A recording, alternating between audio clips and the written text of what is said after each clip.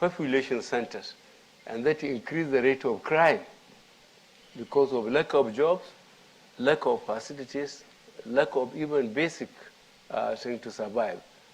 So I think an APC government has done a lot of studies, and our manifesto has consciously looked at this, and we will try as much as possible to make sure that infrastructure led by power, the social services led by education and health, as rapidly as possible given to the people.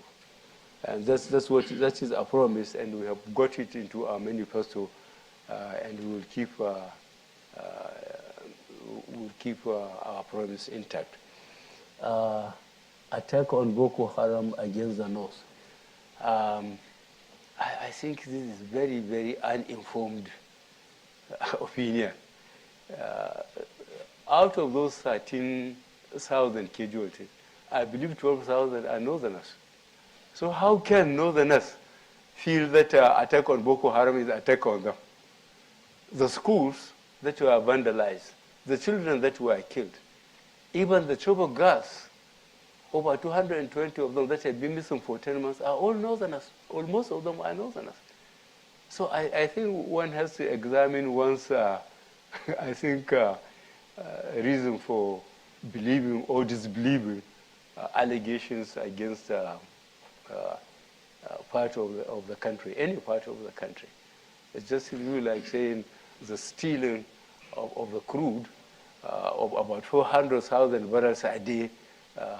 The people from Maiduguri or Sokoto are responsible for it. Most of them, they have never seen the sea. So it's just this type of thing. No, I assure you that people generally in the north are fighting the Boko Haram in their own way by passing intelligence to the law enforcement agents about their movements and so on. They are doing their best to fight Boko Haram because they are the biggest casualties. Thank you very much. Thank you. Let's take a second batch of questions. If we could start over here on the far left with the gentleman in the third row. Hi, my name is Cliff Stafford from BNP Paribas. What will be your number 3 priorities, in terms of top 3 priorities in terms of attracting foreign investment, be it in oil, gas, power, etc.? Thank you. Right at the back. Sorry, I'm not clear about it. Foreign investment, 3 priorities. What will be your top 3 priorities in terms of attracting foreign investment to Nigeria, be it in oil and gas or power or any other sector? Gentleman at the back waving 2 hands. Thank you very much. My name is Aminu Isiaku. I'm a doctorate degree student at the University of Portsmouth. General Sir, you are very known to fight corruption, and that's the problem with that by some Nigerians is that when you take office, you are going to start investigating each and every political office holder from 1960 till date. So how will you clear the minds of such Nigerians, the way you are going to fight Boko Haram when we take office? Thank you very much. Thank you very much. Let's go into the middle here. This gentleman right in the middle who's standing up now. Your question, if you would. Thank you, General Buhari. I'm Abdurrafu Mustafa from the University of Oxford. I think one thing we can say about Nigeria today that it's never been as divided against itself as it is today. Sometimes deliberate policy by those who should know better. Were you to win the election in March, what practical steps will you take to address this problem? Thank you very much. Gentleman in the with the white shirt there, with a hand up high. That's it. My name is Samson Esebwede from Deutsche Bank Emerging Markets team. I have a question around the credibility of the election on the 28th of March. Given the postponement, there's been some credibility question mark associated with this election, which would make it difficult to accept the outcome if indeed the elections doesn't go in your favor. My question then becomes, what processes does the opposition party have in place to ensure that the election is free and fair, and that credibility issues wouldn't result to some sort of civil uprising in the country? Thank you. Thank you. I'm going to stop there with this batch because I want General to add two questions that have come in on Twitter, out of many that have come in. First question is from a Mr. Hassan Sani, who says, young people have been engaged in this election in greater numbers than ever before. How will you keep them engaged? And secondly, a slightly lighter note, perhaps, Mr. Olabisi says, what will you do, sir, about the high salaries paid to members of the National Assembly?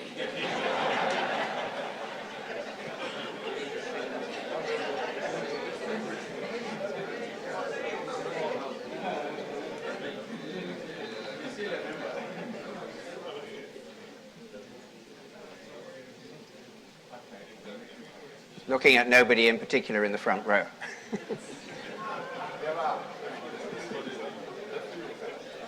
General, do you want to take those? Yes, I think I will attempt to take this. The first one I have here is attracting foreign investment. I think foreign investment, I think I mentioned briefly in my address here, what they need is what we need, security. Nobody will take his resources in an environment that is insecure.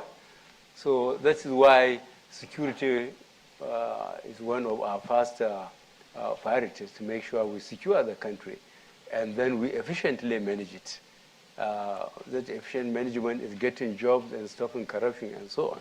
So really attracting foreign investment is to persuade the investors world over that Nigeria once more is forced to cooperate with them by securing the country and participating as much as possible to make them recoup their investment, because it's not a question of having a free ride. They don't invest just for humanitarian reasons, let me put it that way. They want to invest so that they can recover their capitals and make some profit. That's what sustains the world economy. So we have to think very quickly and put in place assurances and improve the system so that the environment is made suitable for investment. Corruption investigations. I have tried to win or earn the confidence of those who are scared of me because of previous antecedents. I have managed to visit 35 of the 36 states, and I have held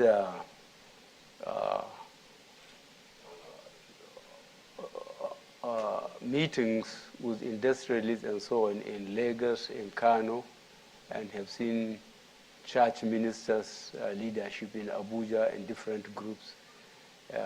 And whatever I do at the meeting, I made sure, I said, when I get there, I will draw a line. What is with the judiciary, will encourage the judiciary to quickly deal with it. But if we insist on looking backwards, as you are suggesting that from 1960 upwards, then we'd have nothing to do and we may fail to achieve anything. While we have our manifesto, whatever we do, we have to try to see that the promises we have made and put in writing, we meet them. So, but we have said, from the day we are sworn in, those who are responsible for public funds and properties should work according to the law, because there is no ministry you go in Nigeria or parastatal where there are no financial instructions and administrative instructions. It's a question of just ignoring the regulation on the ground. I think Nigerians, they have the capacity for making about 160 degrees. And I am hoping that Nigerians will become accountable wherever they are. Nigeria divided against itself? I haven't appreciated the full import of that question. We have a problem as a people, and if you are following my statements, I warned at least 6 months ago that we have to be careful about Somalialization of Nigeria. We are a group of nationalities, let's put it that way, the way some people want you to put it. We are so many different people, culturally, religiously, different backgrounds. We happen to come together, courtesy of the British in 1914. And we find it very difficult to separate now because there's so much intermarriage and that we have become so interdependent. And our constitution has been very deliberate in, I think, respecting our sensitivities as a people, and the freedom given in that constitution is a guarantee that we will certainly manage our differences among ourselves. So I'm afraid, I hope the person who asked that question is living here, not in Nigeria. We are making a lot of effort to make sure that we continue to understand ourselves and accommodate ourselves in spite of whatever impression is created about the differences among ourselves. So I, especially when people are talking too much about religion, I said the military is the most cohesive of all the institutions in the country. And having been in the military, from second lieutenant to a general, holding all the positions, almost without exception of command and staff, up to a general becoming head of state. And the Nigerian military has always been at least 80% Christian. If there is so much religious divide, I will never reach the position I have reached. And up to today, there is nothing you can do. That's why I'm so confident about these differences. The most difficult one is the religious one. But if we can go over the religious one, then others, I think, will be easy to deal with. So I think I'm more confident and hopeful of being Nigerians than whoever asked this question. You still insist on making... No, that's later on. Yeah. So let me continue. Credibility of election, 28th of March, what has opposition has? What we have, firstly, is our manifesto. Let Nigerians see what we are promising them. And I believe they will respect it. And then we are screaming to high heavens. And we are very impressed with our success so far, how the United States and Europe is openly backing us as far as having free and fair elections is concerned. We are very grateful to the Americans and to the Europeans, especially the British, that they are on the government on daily basis, literally, telling them that they must not do anything against the Nigerian constitution. And that's what we need. That's the bottom line. So if we don't, if you are not worth anything back at home, I think they have tremendous respect for the British and the Americans for a lot of reasons, which I wouldn't like to mention here. So I think they will listen to them and they will allow us to have free and fair elections. How can you engage your people? Young people. Oh, young people, that's right, young people. Well, I think wherever I go, I mentioned it. More than 60%, of the Nigerian population are considered to be youth. And most of them are unemployed. And that's the trouble we are in. And when I moved throughout these 35 states, how some of these young men and women, from the Air Force to the venue of our addresses, to the House of Community Leaders, how they will be jogging along the buses we are traveling in, sweating, but never getting tired. It makes me even more frightened. If you get those people and you spend 1-2 years and they haven't seen any difference, I think we will be in trouble. So I'm very, very conscious of that. And there is a great incentive for me to work hard to make sure they get something to do, just to be in peace myself. Yes, high salary of National Assembly. There are some National Assembly members here, so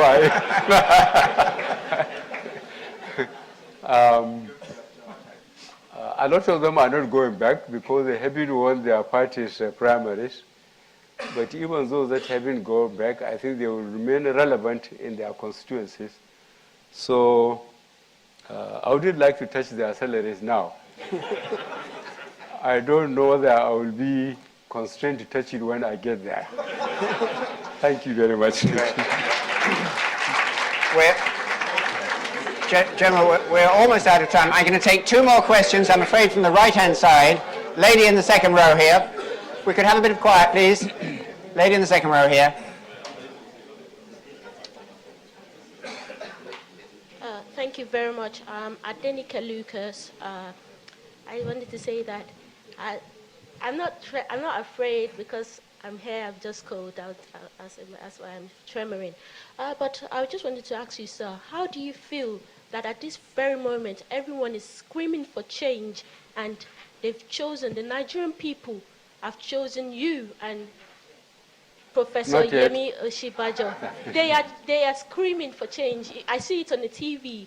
I see it everywhere. People are literally yearning for change, they're clamoring for change. How do you feel personally that these people are calling for you, sir?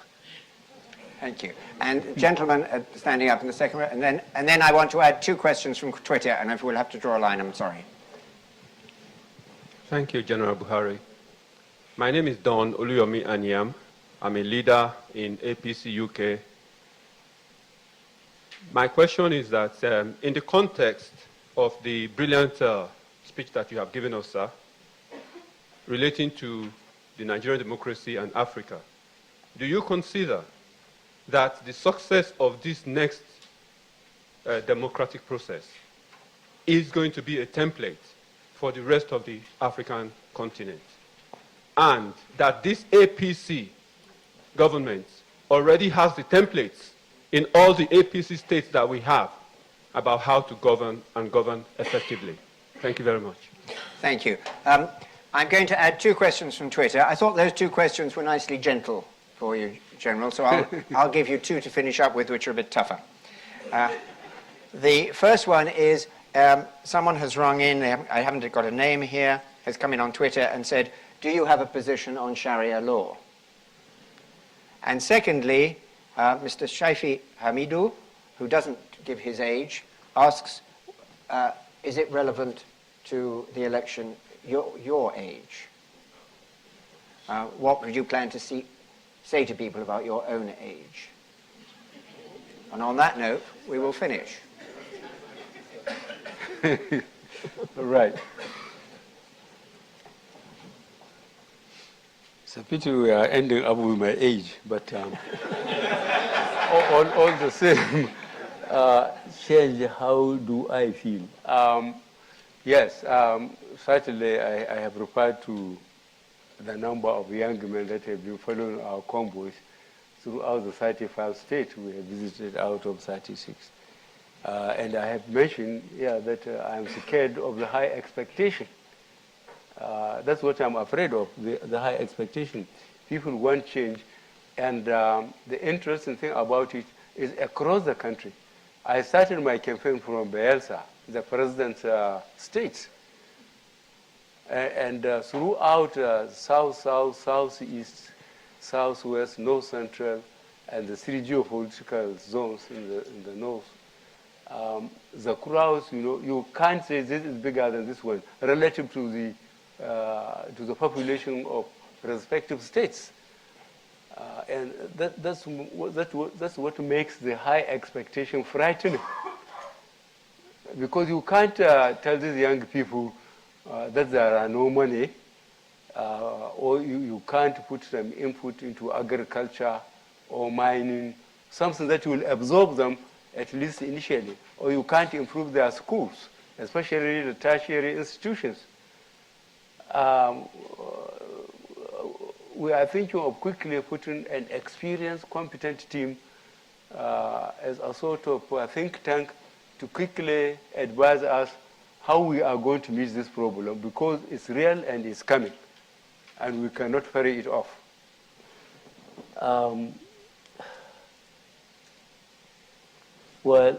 Success to be sort of template for Africa, APC's role. Well, I think I have covered that really in the address I have read. Change is certainly coming, and democratically, and bringing the example of the Soviet Union, where an empire in the 20th century collapsed without a shot being fired. Everybody went home. Now there are 18 republics also. Can convince anybody that multi-party democratic system is the best form of governance. But the biggest caveat is elections must be free and fair. And this, again, comes to the issue why I am attempting for the first time. I'm not trying to impose myself, but 2003, we spent 30 months in court, ended up in the Nigerian Supreme Court. 2007, we lasted about 20 months in the courts, again ended up in the Supreme Court. 2011, we were again in court for about 8-9 months and ended up in the Supreme Court. My personal insistence to keep on going until I get to the highest legal, constitutional legal body is to document our belief that we believe in multi-party democratic system. If we fail to learn by other people's mistakes that have developed their system for generations, our expectation of getting there overnight is not realistic. But let us document it, that at those times of our attempt to stabilize this system, there are some of us in Nigeria that are serious about it. And we are prepared to make the physical and material sacrifices, to be lasting to the court for so long. But I think for the first time, I think I will encourage others to go if anything went wrong.